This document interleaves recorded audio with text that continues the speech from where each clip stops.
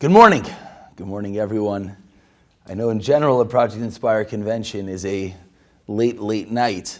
Losing an hour last night, I'm sure, did not help anyone. So those who stayed and still are eager to hear a little bit more inspiration, a little bit more, as Rabbi Yossi just announced, it's time to recharge the batteries one more time, is incredible. And I hope Siyata D'Shmaya, I know everyone, I'm sure, already has, notebooks in their minds full of all the incredible knowledge, inspiration to take forwards. And I hope to add on a few nuggets. But in particular, what I'm hoping for is it's Sunday. Purim is Friday. It's the week of Purim. We just finished Parsha Zachar. We just finished Parsha Tetzaveh, inaugurating the Kalim. So I hope we're going to end with a few practical nuggets. And the plan is going to be, we have 5 days now. Sunday, Monday, Tuesday, Wednesday, Thursday. 5 days. And hopefully we can have a very short plan. 5 days. To go into Purim, maybe a completely different mindset. And as we'll end, we'll see from the words of Rav Hutner, that what happens on Purim, hopefully will stay with us for the whole year. So in as much as the title today is Redefining Tefillah, Tefillah is not just 3 times a day, but as we'll see, this is intrinsically connected to Purim, and hopefully it will allow us to really tap into something special. So to start, I had a conversation. We'll keep the conversation for 2 more moments. But let's start with understanding why Tefillah has anything to do with Purim. And then we'll go into Parsha Zachar.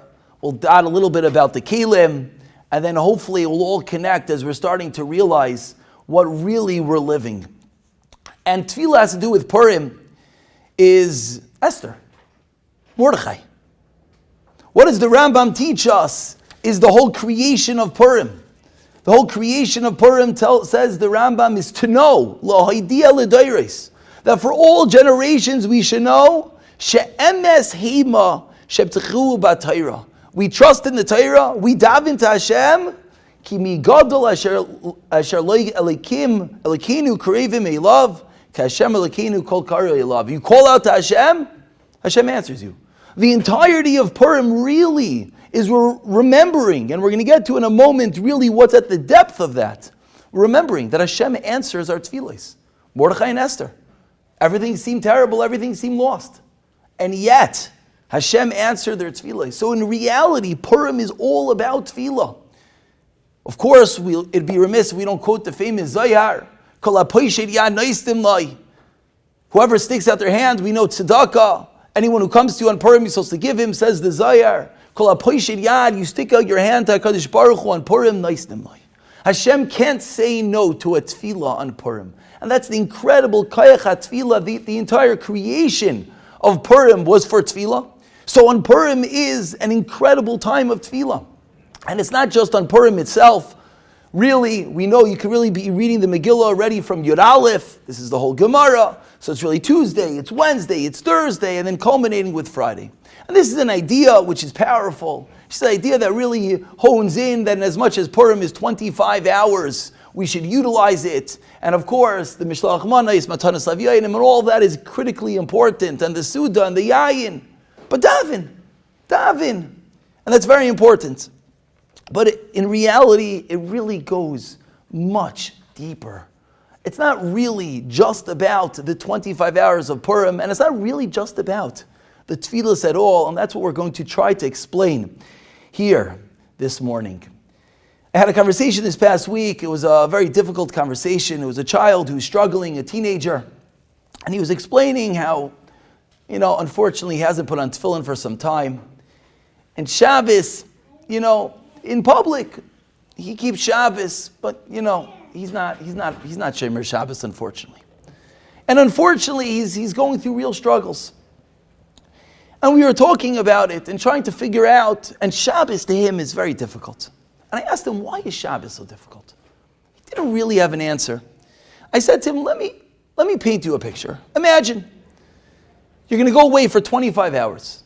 Similar to the Project Inspire convention. You're going to go to a hotel with your friends, Everything is catered, perfect. There's no real malacha you even need to do. Would Shabbos be such a burden to you? And he says, I can't just do Shabbos. I said again, choose, script it, take whatever friends you want. We'll send you on a plane. You'll go to an exotic island. You'll take over the hotel. We'll get the best caterer. You're going to show up Friday afternoon. You're going to leave late Saturday night. And it's going to be quote-unquote Shabbos. Now, it's true. It's not really Shabbos, unfortunately. But is there something that, he said, I can't do it. I just can't do it. And then I tried a third time. I said, what is it? What is it? What's the problem? Your friends are all there. You're hanging out with your friends. What more do you need? And he said, my phone. I said, okay, your phone. I said, what do you need your phone for? Your friends are all there with you. What do you need it for? Who are you texting? Who are you WhatsApping? They're sitting there with you. You'll get the Erev Shabbos selfie. Okay, you need another and a third. But what is it? And he said, I can't. I said, why? What's the problem? Everything is there. It's food. It's geschmack. It's wonderful. And finally, what he said was, I can't be cut off from the world for 25 hours. A very painful statement. Obviously, a boy who's in deep, deep pain. I can't be cut off from the world in as much as he has everything in front of him. I'm going to script it. Take 20 friends, take 30 friends, take 50 friends. I wanted him to realize what he was saying. And he said, I just can't. I can't be, quote unquote, cut off from the world. In the very depth, what is this teenager saying to us? Is what does he really need? He's craving the connection that he thinks he has with his phone and the world. He's craving connecting. And as much as he's sitting with people, that's the greatest connection. We're sitting here, we're connecting. No, he needs to connect. I can't be cut off. Because really at the core of our very being, what we really all want to be connected. We really all want to feel a deep connection. Now he's obviously channeling this very inappropriately and he's in a very difficult place, and hopefully b'siyata d'shmaya he'll get where he needs to get to. But we realize that there's a place in us that we just need connection. So much so that you could have everything but feel like you're missing it all. Now that connection is really what we're going to try to find here this morning. Because that connection could really come in a very different way. And what's incredible is sometimes you could have people that they do daven 3 times a day. Shomer, Torah, mitzvahs, they do their davening, they do their learning, they do their chesed. And if you talk to them on a deep level, they'll tell you they feel like they're missing something. They feel like they're just not connected. They feel a void. What's the void? You just came from shul, you had a chavrusa, you checked off your daf, you went and you helped a friend. What are you missing? But they're missing a connection. They're missing something. What is that something that they're missing? And how perhaps could we tap into it? So let's for a few moments, let's understand really what's going on Purim. What's really the Melchemes Amalek? What really is happening?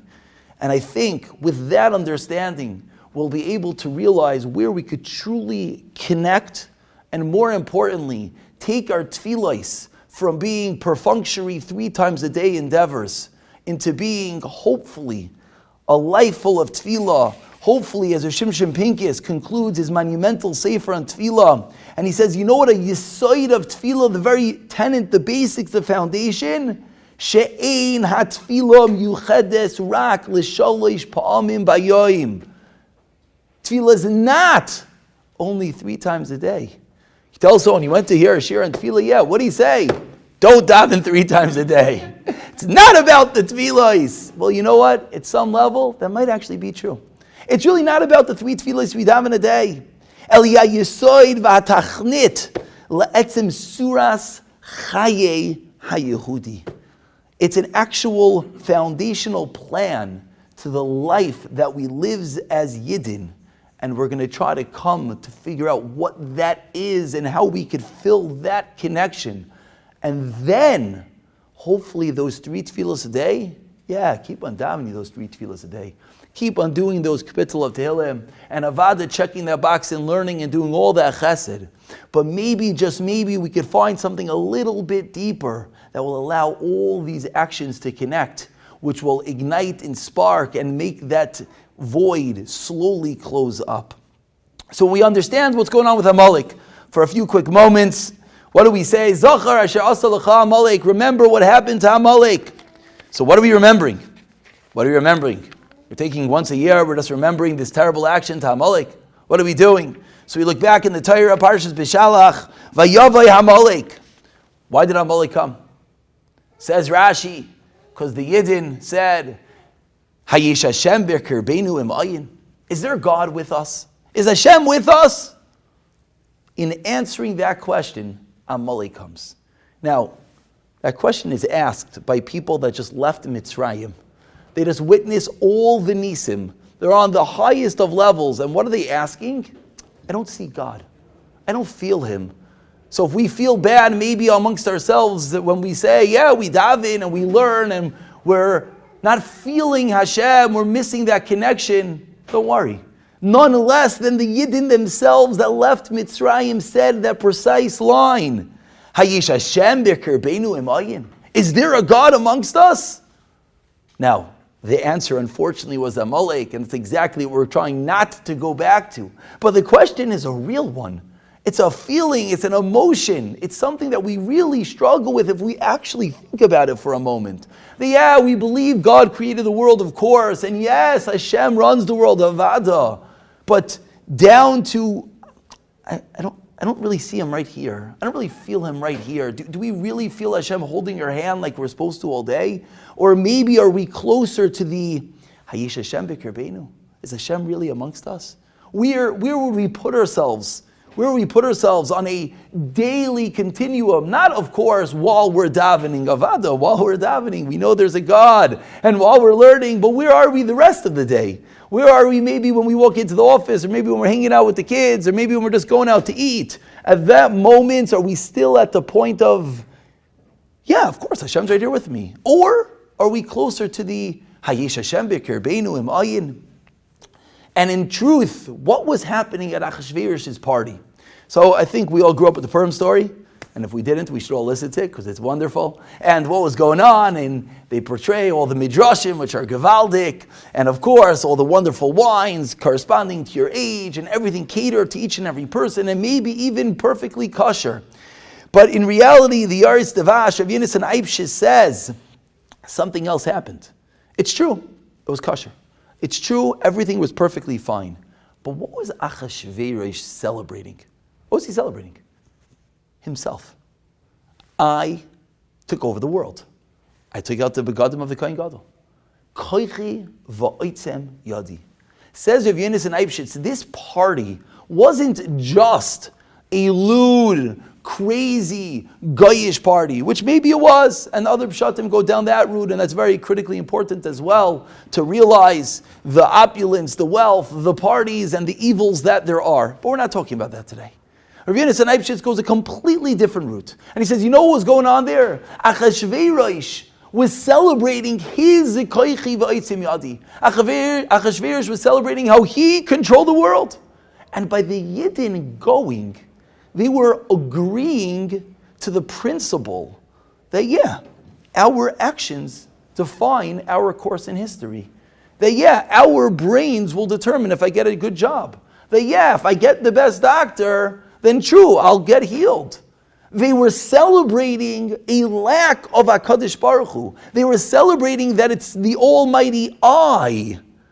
And by showing up to that party and participating in Achashverosh's incredible feast, they were walking around saying, it's not a Kadosh Baruch Hu. Hayesh Hashem b'kirbeinu, is God with us? Nah. It all has to do with, who gets a better business tip, who gets a better job, who has a better connection, who could get a better shadchan, who could get a better doctor. That's what it's all about. So what happens when you feel that way? What happens when you walk around saying, oh, is there Hashem amongst us? Vayavay Amalek. Comes Haman to the party, and all of a sudden Klal Yisrael is going to be destroyed because they're walking around with a lack of HaKadosh Baruch Hu. And what was the answer? The answer was Esther, was Mordechai. The answer was, as we spoke about, that it's an incredible day of Tefillah. But now we're starting to realize, is it just Tefillah? Is that really what the answer was? What are we coming to fight against? We're not coming to fight a lack of tefillah. It's not that, they didn't daven 3 times a day. Maybe they did. I can only imagine that at Achashverosh's party, there was a minyan shtibel outside probably. And I'm sure they were davening. For sure. Everything was kosher. I'm sure they were. But then what were they doing the moment later? They were walking in and saying, it's Achashverosh. It's Koichi Vaitzim Yadi. It's us. It's not Hashem. That was the detail, says Rav Yonasan Eibshitz. That was the problem. Again, let's just hone in on this detail because I think our vision of the Purim party of Achashverosh was a little bit different, and that's a different medrash. But Rav Yonasan Eibshitz is teaching us again, it could have been a very civilized environment. And of course, there's the whole Vashti story, and she's coming out undressed, and her own party. Let's not ruin our mindset. But says Rav Yonasan Eibshitz, the problem here was that Achashverosh was celebrating himself. Achashverosh was celebrating how he conquered the world. Koichi v'oitzim yadi. And by the Yidden subscribing to that, yes, maybe they davened, and yes, maybe they even did their daf yomi. Well, there was no daf. But maybe, yes, they even did their learning and their chesed. And maybe they walked out and they packed up a bag to bring home for their neighbor. They did a chesed. But what was the problem? The problem was that they were missing Hashem. Hashem b'kirbeinu im ayin. Is HaKadosh Baruch Hu here? That's what they were missing, which is a detail which is so difficult for us to really internalize because it's really true. Yes, I can make a bracha. Yes, I could daven shacharis, and at the exact same moment, be totally ignorant, totally forgetful of the fact that HaKadosh Baruch Hu is really running the world. At the same moment that I'm saying Shir Hamalois Mi Mamakim as I walk, I could then think, I missed the doctor's call. All hope is lost. What? You jump? What? I have to take the call. I'm going to miss the business meeting. I'm middle of. Who makes the outcome? We maybe know intellectually the answers, but do we live that way? By showing up to Achashverosh's party, they were subscribing to Hamayish Hashem B'Kirbeinu Im Ayin. They were subscribing to Amalek. They were subscribing to the fact that, things just happen on their own. It's not God that makes it happen. No. Koichi v'oitzim yadi makes it happen. So the answer to that, yes, was Tefillah. Yes, was Esther. Yes, was Mordechai. But it was a much deeper level of Tefillah. It's what we're going to try to determine. I think we're starting to paint the picture in our minds.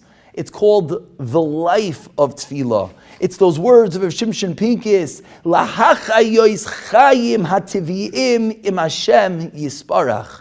To live a life on this world with Hashem. And if your mind is thinking, wait, this sounds very similar to bitachon. Isn't this what bitachon is? Well, of course. The two are actually one and the same. What does it mean to have bitachon? It means, yes, Hashem is not all the way up there only. He's also right here holding my hand. And what does it mean to daven? What does it mean to live? It means to realize, be cognizant at every single moment that, yes, Hashem is holding my hand. So when we're trying to figure out that connection that we're craving, and maybe we're wondering, I'm doing everything right.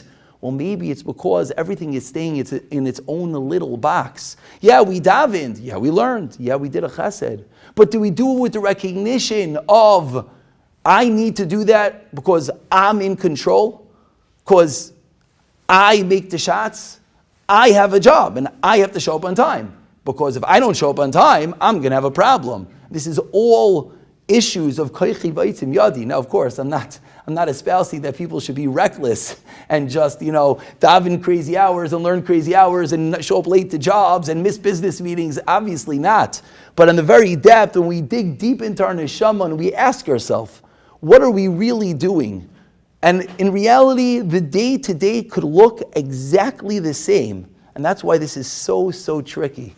The same person can wake up early and daven, and wake up early and learn, and go to the business, and go to the doctor's appointment, and come home late for a chavrusa, and then go to sleep. The same person. And one of them could do it with the recognition of Hashem, and one of it could do it that this is just the way I do it. And the answer usually is at those critical moments Like we said, you said that kapitel of Tehillim and you missed the doctor's call. How do you feel at that moment? Do you feel, I'm never going to be able to get through to him again? All hope is lost. Well, if you feel that way, then we have a problem. If you feel, I had a meeting and, the person came late, came early, I came late, I came early, got stuck in traffic, something unavoidable, and all hope is lost. Well, that means that we're missing something very, very basic. Now, I want to go a drop deeper for a moment or two. There's an incredible Sfas Emes, and this is really going to allow us to tie this all together with really what's going to be happening with Purim. And then we're going to hopefully end with an incredible, practical piece of advice from my Rosh Yeshiva, Rechiel Peres Zatzal, from the Madrigas Adam, the Alter of the Vardik, something so incredible, I don't know why it's not more famous. And when I reread it again this past Shabbos in a book that came out with his Vadim of Faith Over Fear, it hit me like a lightning bolt. And that's what I want to share with you in a few moments. But before we get there, we're talking about davening. We're talking about connecting. We're just finished Parsha Zachar. This past week's Parsha, there was another detail in the Parsha that I want to bring into this conversation. And it's the detail of what goes on in the Beis HaMikdash. There's something called a Menorah. There's something called Ketores. And every single day, there were a few avodas that happened in the Beis HaMikdash. There was a carbon tamid, of course. There was the cleaning out of the menorah, lighting the menorah. Machlokes when they did it, in the morning and in the afternoon. And then there was the ketores, in the morning and in the afternoon. Menorah and ketores. Menorah, you light something, light. Ketores, you burn something. But what's really ketores? It's the reach nichayach, it's the wonderful fragrance of the ketores. The menorah brings out, and Moshe Feinstein talks about this in one place, and the Sfas Emes really talks about this at length. Let's think about for a moment together, what is the menorah and what is the ketores? Menorah is light, sight, the sense of sight, to see. I can't see in the room unless I turn on the lights. That's the menorah. The ketores is a sense of smell. Says Moshe Feinstein, each one is extremely important. Often, our sense of smell comes to help us when our sense of sight can't. Simple example. You open up a bottle of milk. It looks perfectly fine, right? Everything's good. And sometimes you're like, I don't even want to smell it. I get a little nervous, So I'm just going to pour it in the coffee. And sometimes it talks to you. As you're pouring it in, you're like, okay, there went that cup of coffee. How did that happen? Says Rav Moshe, the sense of smell is a key, is a reminder, is there as a warning, something smells off. It's a terminology that we even use when it's not really a smell. Well, a businessman could analyze a deal, something smells off. Smells off? I think the paper smells, what do you, no, it's that chush, it's that sense that just a little bit off. That's the sense of smell.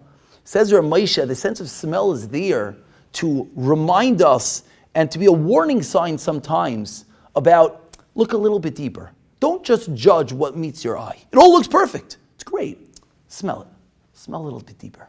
Sfas Emes talks about, and we know what's the sense of smell. We know Motzei Shabbos, right? We just did Havdalah. We had Eish and we have Bisamim. What's the Bisamim? We know Bisamim is a very holy sense. What is Bisamim? Sfas Emes is Mayrich. The sense of smell connects to your neshama. You're losing your neshama. You want to reawaken inside of you. The sense of smell connects you to your neshama. We can actually understand this. Something smells off. Something a little bit deeper is not adding up. Something is just not the way it appears. That's a little bit deeper. That's internal. That's your neshama talking to you. And yeah, it can even be in business, and it can be in everything. There's that extra sense, is that we don't live just 2D lives. What's in front of us, what we see is what we get. No. Go a little bit deeper. Smell it. Smell it. Go a little bit deeper. What is it? Now, these two things start off every single day in the Beis HaMikdash and end every single day. Every single day, and if you look at the pasuk in Maftir, we don't have time right now, the pasuk links the menorah and the ketores together. If we think about this for a moment, this is a charge to every day of our life. We have to be careful of our sight and of our smell. What does that mean? We have to be careful. How does it look, what we're doing? The look, the sight, that's what's fake. I'm sorry. That's the 2D. That's the check boxes of life. Did you daven? Did you learn? Did you do chesed? Were you nice to someone? It's very important. You lit the menorah. You illuminated. You turned on the lights. Very important.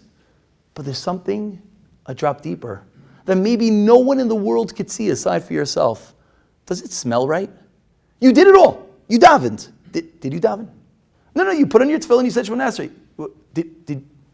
Did your neshama daven? I said the word. No, one second. Did it smell right? Did your tefillah smell right? What do you mean, did it smell right? Again, let's go back to that business deal. You analyze the whole thing. You sense something is off. It smells off. What does it mean it smells off? It means there's something deeper that is lacking. Yeah, I davened. I said my Shemona Esrei. I did my daf. Wait. Did my neshama connect to what I'm doing? Did it go deep inside me? I'm supposed to walk out of a tefillah feeling connected. I'm supposed to leave a daf gemara feeling connected. I'm supposed to walk out of the hospital feeling like I did something. And it's not about the feeling. It's not that if you don't feel it, it's not real. But there's something deep within. There's the sense of smell, explains this Fas Emes. The sense of smell that is there to remind us. Don't live perfunctory checkbox lives. Don't just go through, you're going to Achashverosh's party, Hashem Yerachem, and you're at the shtibel outside, davening Shachris. What are you doing? You check the box. Okay, really? You daven Shachris as you put it down and you walk inside? Oh, you look at the walls, beautiful hechsher, everything's kosher. Wonderful. What are you going to do? You're going to celebrate Koichi V'aitzim Yadi. What are you doing? Does it smell right? Is your neshama where you are? Are you performing the Ketores? Now there's an incredible detail about the Ketores that no one knows. The Ketores was brought on the inner Mizbeach, the Mizbeach HaPanimi. Says the Gemara in Zvachim, what happens if you did not have a Mizbeach? I don't know. Well, what happens if you didn't have a menorah? Well, you don't have a menorah, you can't light the menorah, right? So you don't have a Mizbeach, you can't bring the Ketores. Says the Gemara, I would like to quote the daf. Okay. I will not like to quote the daf. I think it's Nuntes. Says the Gemara in Zvachim, if you don't have the Mizbeach, you still can bring the Ketores. How? You bring it on the Makim HaMizbeach, says the Gemara. Explains the Mefarshim, if we're starting to realize that Ketores is the Reach, is the smell, is what's a little bit deeper, is what's more than meets the eye, is the depth, is the connection. Oh, now it makes a lot of sense. I don't even need the Mizbeach. I don't even need any Keli to connect to Hashem. I don't even need a Shemona Esrei. I don't even need a Daf Gemara perhaps. I don't need anything. The Ketores is the connection itself. The connection, that could be done right there on the floor of the Beis HaMikdash. It does not need anything else. What we're craving, what we're looking for when we want to connect does not need any vehicles. It's the most amazing and beautiful thing, which of course also makes it the most difficult because can't be scripted like a Shemona Esrei, it can't be purchased like a new Gemara, and it can't be checkboxed like I did my Yetzer Zayin, my Chesed, or my Tzedakah. It doesn't need the Mizbeach. That's the Ketores. That is the connection that we're craving. It just brought right there. That is the reach. That is the scent. When we're coming to counteract Amalek, when we're trying to understand and ask ourselves a very difficult question, do we walk around feeling a little bit missing, a little bit lacking? We're doing everything right, just we don't feel it. We're learning maybe even about bitachon, but we don't feel Hashem's holding our hand. It's because what we're lacking the reach nichayach, we're lacking the ketores, we're lacking the scent, we're lacking bringing the ketores, we're looking everywhere, we're lacking that depth, and we're lacking that connection. And what's beautiful and what's incredible is that really built into our daily lives, there are ways to find this. All we need to do is just turn on our brains a little bit. And I'm going to utilize a famous story with Chaim Aryeh Zev Ginsburg. I think everyone knows he almost died in COVID, unfortunately. He was in a coma for I think it was 30 days. I don't remember the exact number. And eventually, he, Baruch Hashem, got out of the hospital. And there was a picture that went viral, which was him getting being wheeled out of the hospital in a stretcher. And he was sitting there holding a sefer. Now, it happened to have been the sefer I'm holding right now, which is a Rambam, not the sefer, but happened to have been a sefer that I'm holding right now, but no one knew. In the picture, in the video, the clip that went viral, you saw him coming out, he's in a stretcher, he's holding a sefer, and they wheel him into his house. And subsequently, everyone was wondering, and I'll be honest, I was wondering myself, what's he learning right now? What's going on here? And he says over in his own words how he had his Baal Batim ask him, Rov, you catching up on the Daf Yomi? You were doing Shnai Mikra? What were you doing? Now, what's incredible is at this point, he did not yet know what was going on in the world. They didn't tell him anything. He did not know he was in a coma for 30 days. He knew he went to the hospital, and I think he thought he was there for 2.5 weeks. He did not know anything else. And they're bringing him home, and once he was home, and once he was acclimated, then of course they started the difficult process of letting him know what happened, and bringing him back to reality. So he said, I was in the ambulance, and I'm on the way home, and I knew I was in the hospital for a few weeks, didn't realize he was in a coma for 30 days, didn't realize that the entire Klal Yisrael was davening for him, and he told his wife, she said, to come home, what do you want? He said, I don't want a whole, he's a Rav, he's right, he's everything. I don't want a whole fanfare. I'll come home, family and friends. Okay. So he's sitting in the ambulance and they're driving him home. And as he's driving home, he said, I was thinking, says Rabbi Ginsburg, I was thinking, what am I supposed to think when I come home? Would I make a Shechiyanu? I'm alive. What am I supposed to do? And he said at that moment, he remembered Rav Schwab said over that when we walk by a mezuzah, there's a halacha in Hilchos Mezuzah. And he didn't recall it precisely, so he called his son, says Rabbi Ginsburg, I called my son, and I said to him, go to my study, I showed him where the Rambam was, and bring me the Rambam. I want to look at it. Because he remembered that Rosh Schwab says something incredible about mezuzah, and he wanted, as he's being wheeled into his house, and he crosses that threshold of the mezuzah, to have that thought in his mind. And he said he was looking at the Rambam, and what happened is whoever took him out of the ambulance didn't ask him if he was ready. So he didn't get a chance. He had to put down the Rambam. So he was trying to look up, and I'm going to read the words he was looking, and all of a sudden, the door is open, they wheel him out, and there is Rabbi Ginsburg staring at the Rambam, unbeknownst to have any clue what's going on, and now all the story started, what exactly was Rabbi Ginsburg learning? But he said, you know what I was doing? I was looking at this halacha. Now, it's an easy halacha to remember. It's Hilchos Mezuzah 6:13. Chapter 6, chapter Vav, Parak Vav, halacha Yud Gimel. Chayiv Adam lihizoyer b'mezuzah, b'mnei shechayvas hakol tamid. Got to be careful with mezuzah v'chol eis. V'chol eis sheyikanes v'yatze. Whenever you go in and out of a house, yipaga, and you meet this mezuzah, you should be thinking b'yichudei shemay shel HaKadosh Baruch Hu. You should think about the oneness of Hashem. V'yizkar, and remember, ahavasai, Hashem loves me. V'yoyer mishnasai, and He wakens me from my sleep. V'shkiyasai, behevli azman. And I don't get caught up in all the shigayon, all the craziness of the world. There's nothing in this whole world. Only Hashem. And then, of course, you'll have a good day. You're going your way. Says Rabbi Ginsburg, I'm coming home. I'm passing by a mezuzah for the first time. I wanted to have this in my mind. I wanted to be cognizant and remember the love Hashem has for me. The fact that Hashem is watching me at every moment. And that's what he was looking at. Incredible story. But I think there's something so deep here that we're all missing. We walk by mezuzahs. Many kiss it. And we move on. So much so, it's literally, it's a reflex. We could train a dog to do the same thing. We could train dogs to walk by and kiss something. It's a reflex. What are we really supposed to be doing? And it's actually fascinating. It's actually halacha. The Shach brings it down. The Kitzur Shulchan Aruch writes it. That there's actually a pasuk you're supposed to say when you touch the mezuzah. Hashem yishmar tzeisi voyi me'ata v'yad olam. Hashem, help me, guard me. What is the mezuzah? Mezuzah protects the house. Protects the house from the elements. When I come home, when I go out, when I come home, I say, thank you Hashem, you allowed me to come home. When I go out, I ask Hashem to accompany me on my way.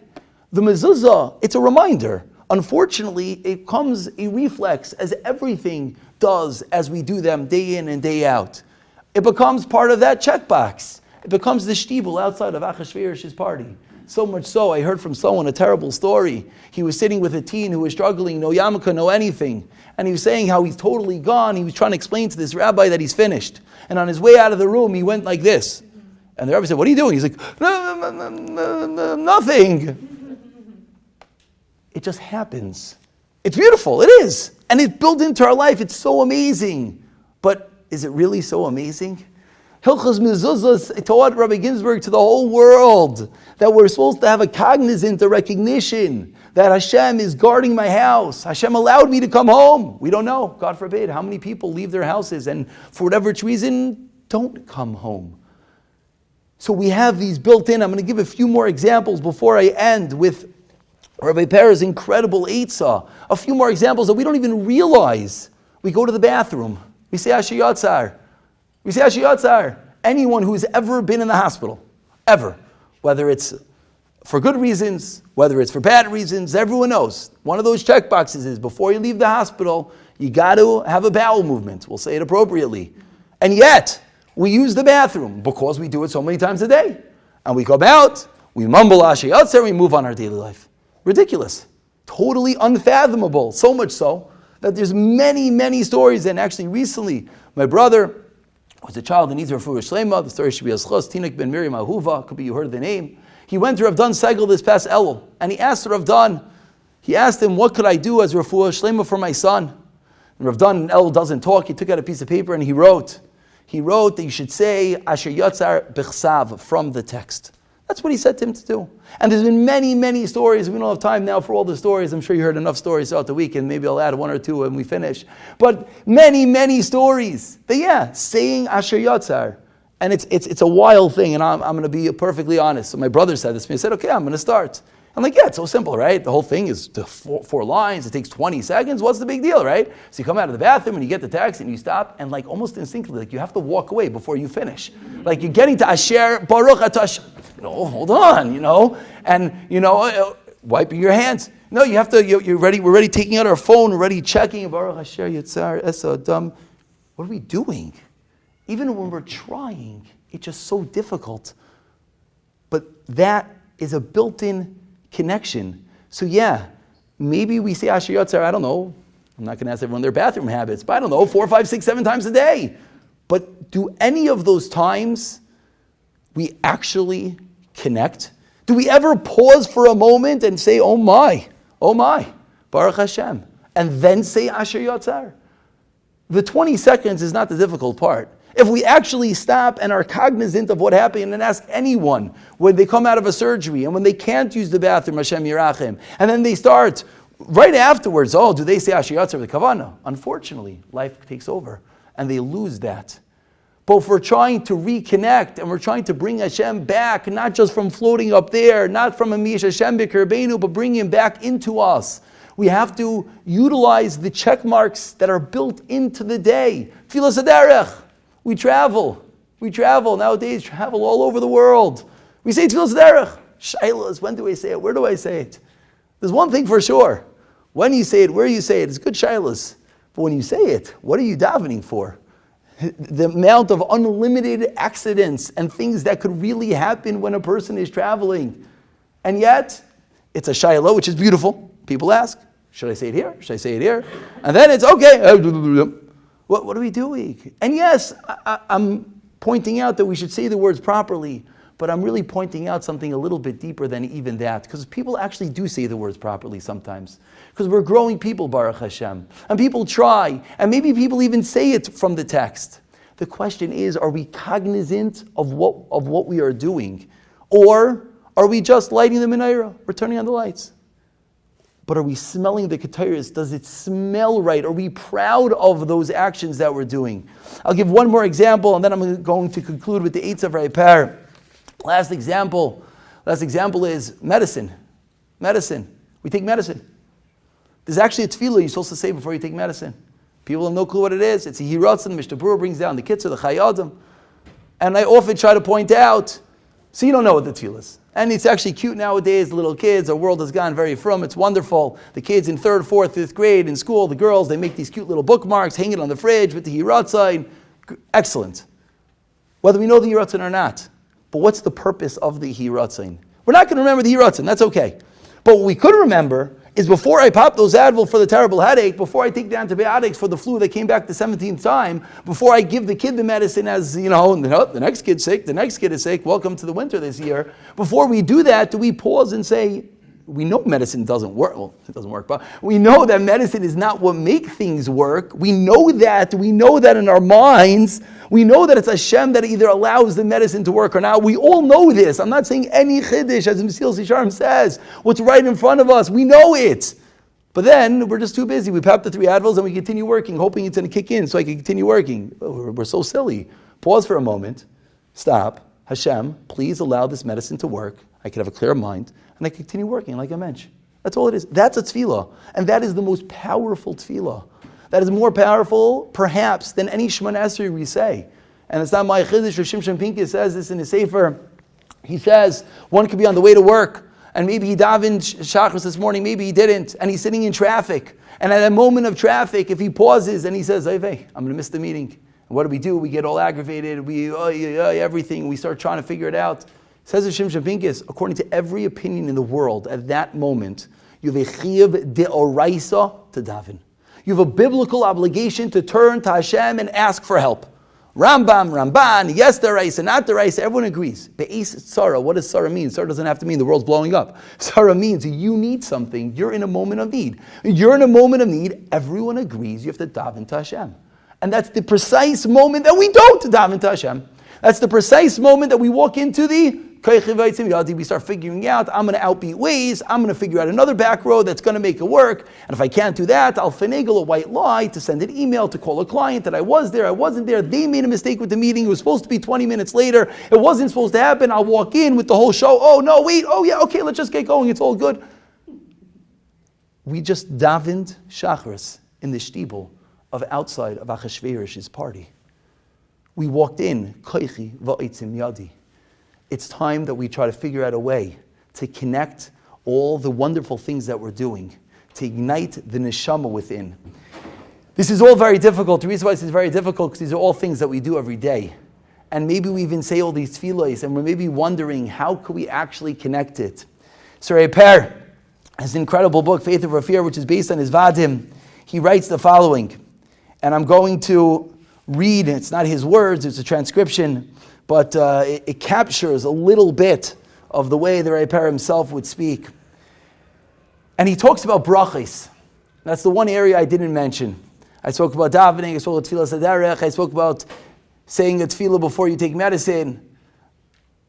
Brachos. I spoke about Asher Yatzar. Brachos. How many brachos should, operative word, we make a day? Bracha Rishona, bracha Achrona. How many? Unlimited. We eat crazy amounts, not just at a convention. Always. We eat. And it happens to be, I'm of the opinion, no, when you're home, you can make one bracha and it's for the whole thing. It's true. I agree. But still, what about the bracha Achrona? Yeah, bracha Achrona. Yeah. I benched yesterday.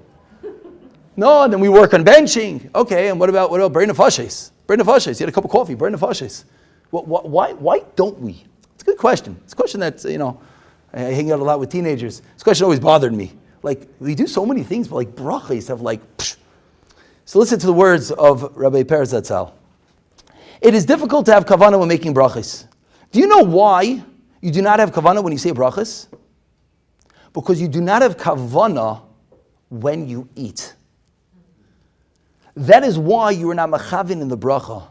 If you would only appreciate and pay attention to the pleasure of the act of eating, the attention to the bracha would automatically follow.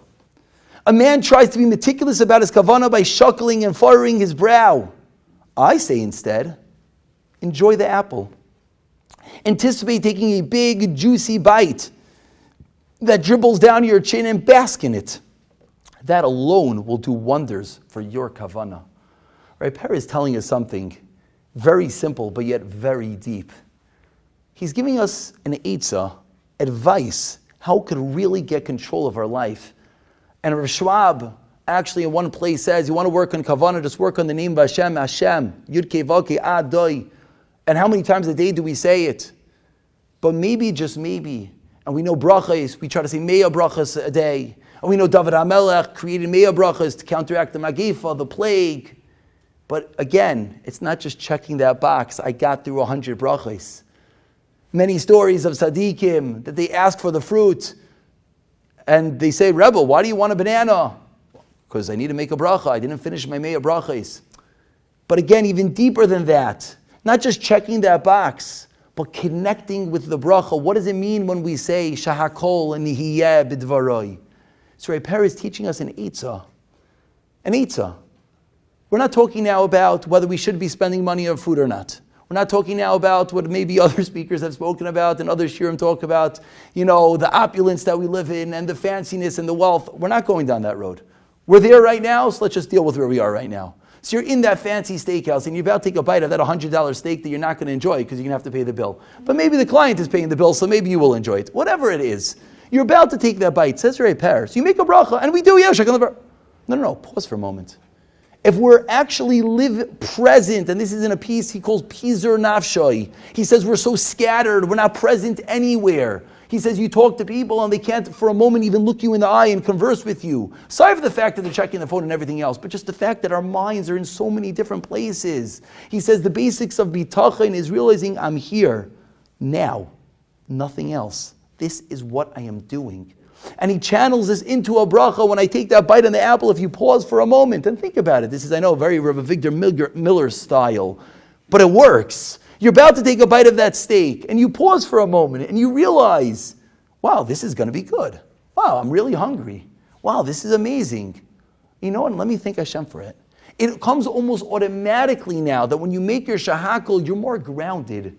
You're more steady. This is a diet trick. People say, don't just pound the food, pause for a moment, realize what you're eating is true. But in a similar vein, it's a trick to have kavanah in your bracha, because if you just quickly eat the food, then your bracha will be even that much quicker, right? I think they say from Victor Miller, how long does it take to make a shakal? The amount of time to take from your hand to your mouth, that's how long the whole bracha takes, which is true. But maybe if we pause with the food in our hand, if we pause with the food on our fork, says Rechiel Perzatzal, if we pause there and we think for a moment, wow, this is going to be amazing. I get on a plane, I'm about to board a trip. Before I say Tefillah Saderech, enjoy the moment. Take it in for a minute. Live life. Live. Pause. Turn everything off for a minute. You're on the plane. What am I doing? Where am I going? How am I doing it? Be present in the moment. If you're present in the moment, then the tefillah, the bracha, will come that much easier. And more than it coming easier, it's going to actually be real. Because when you make the shahakol, you're cognizant of what you are doing. And we're really out of time. I'm just going to conclude with one short story, and then I'm going to read the words of the Nefesh HaChaim. The short story is, Rav Dan Segal says this over. I wanted to choose a story of someone alive that, if you really wanted to, you could go and check it with him. Good luck getting in. If you know how to get in, I like a pass. Rav Dan Segal says over that there was a Rav in, I think the place is called Tunis. And he was attacked by Arabs. He was with a bunch of Talmidim, and the Talmidim were trying to help, and the Rav finally told the Talmidim, save your life. They want to kill me. You get out of here. So the Talmidim ran away, and they looked from a distance as these bunch of Arabs take this Rav, and they're about to kill him. Before they kill him, they ask the Rav, would you like, respectful people, last will, what would you like? Go on, tell me, what would you like as your last wishes? He said, I'd like a cup of water. Handed him a cup of water. He pauses, and he makes with all his might a shakol nihiyeh b'dvaroi. He takes a sip of water. And obviously, miraculously, but not miraculously as we're going to conclude with the words of the Nefesh HaChaim. Another group of Arabs pass by, ask him, what are you doing, this and that? He leaves, the Rav lives his life, and that's how we know the story. Because when we really make a shahakol, when we really connect, what are we doing? What are we doing? And this really opens up the Pandora's box of life that we don't really have time right now. But the Nefesh HaChaim famously says, we all live, Einoid Milvadoi, we sing it, we plaster it, it's on our cars, it's everywhere, it's on our WhatsApp stickers. But what does Einoid Milvadoi mean? Says the Nefesh HaChaim, it's an inyan gadol uskula nifla'a. Lehoser ulevatel me'alav, everything that no bad could come upon you. When a person is kavea belivoy loymar, Hashem u'alekim ha'amiti v'inoid milvadoi, shum koyach ba'ilam, no strength in the world, all the worlds could do anything to him. Because he's completely connected at that moment. Now getting to that place that the Arabs have the gun to your head, that you can sit there making a shahakal, thinking about one thing and one thing only, how Hashem runs the world, and if He wants me to die, great, and if He doesn't want me to die, something else is going to happen. It's a very high and lofty goal. But I do believe at some level, we could at least live on the very smallest level, connected to Hashem. We can live a little bit Einay Milvadai, a little bit, and every little bit is removing one little bit of evil that could come upon us. And how do we live one little bit of Einay Milvadai? And with this we'll conclude and wrap it up. Yes, daven, yes, learn, yes, do chesed, do all those things. But I think the line that we have to keep in our mind is, let's not daven in the shtibel outside of Achashverosh's party. We're going into Purim and we have another 5 days. Perhaps, just perhaps, is for the next 5 days. We focus a little bit on the bracha. Once a day, you're about to eat something, pause. Let's use Rabbi Per's advice. Let's pause and let's think, what am I about to do? I'm about to have a cup of coffee. I'm about to have a wonderful lunch. I'm about to have a bite of steak. And with that moment, living in the moment, in the present for an instant, then make the bracha. Then say Shahakol Niyah B'Dvarai. And then savor the bite and realize, wow, Shahakol Niyah B'Dvarai. Everything comes into this world. Everything is from Hashem. Ein Oin Milvadai. There's nothing on this world aside for HaKadosh Baruch Hu. Nothing, nothing, nothing. Perhaps, just perhaps, if we do that, we'll start living life a little bit, not just lighting the menorah, which we're very good at. We're very good at the actions. We're incredibly good at the check boxes. I think we could all finish our days, fill up books and books of all the boxes that we checked wonderfully, and we're not belittling it. But we need to connect those boxes. We want to close up that hole. We don't want to be like that struggling teen that wants his phone. Why? I need to connect. What are you connecting to? It's all in front of you. What are we looking for connection? What are we looking to fill or void? It's all in front of us. We're doing it all. Maybe it's because we need to have a little bit of ketairis. We have to have a little bit of smell in our life. Even without a mizbeach, we can light it on the floor. And then hopefully, just hopefully, when we walk into Purim, Purim is what? The day we put on a mask. There's nothing to do with sight anymore. It doesn't make a difference what anyone sees. All the avodah that we do on Purim is nothing public. No one knows who you are. You're wearing a mask. What's Purim all about? The panemius, the inside. Nichnas yayin, the wine goes in, yatz aside, whether you drink, whether you don't. We're not getting involved in that right now. But Purim is all about the neshama, what's going to come out of us from the depth of our depths. Maybe, just maybe, for 5 days we focus a little bit on those depths, on that neshama, figuring out a way to light that ketayres. Then on Purim. Then hopefully, Mir Tashem, on the days Yom Kippurim. Yom Kippur is like Purim. On an Erev Shabbos, Mishatarach be'erev Shabbos. One who prepares on Erev Shabbos, Yoichal b'Shabbos. What's Shabbos? Shabbos shel olam hazeh. Shabbos Yom shekuloi Shabbos. Maybe, just maybe, if we all start connecting a little bit. And for 5 days, then we'll get to Purim. Then we'll put on the mask. We'll get rid of the menorah. We'll get rid of the lights. We'll dive a little bit deeper. Nichnas yayin yotz aside. And then, as Rav Hutner says, there's no Havdalah on Purim. You know why? Because we want Purim to be taken with us for the rest of the year. We want to be at that place of Ein Oin Milvadai, able to make a bracha from the depths of our neshama. Hopefully, B'siyata D'Shmaya will continue doing the incredible actions that we do each and every day.